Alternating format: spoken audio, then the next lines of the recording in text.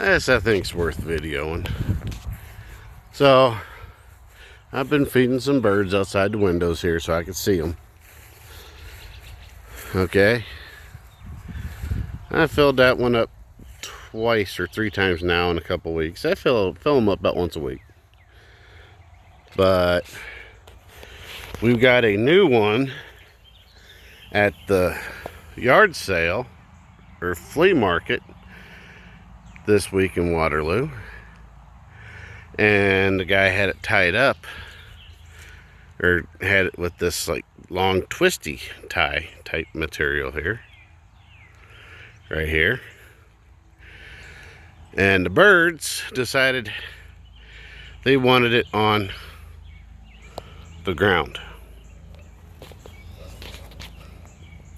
So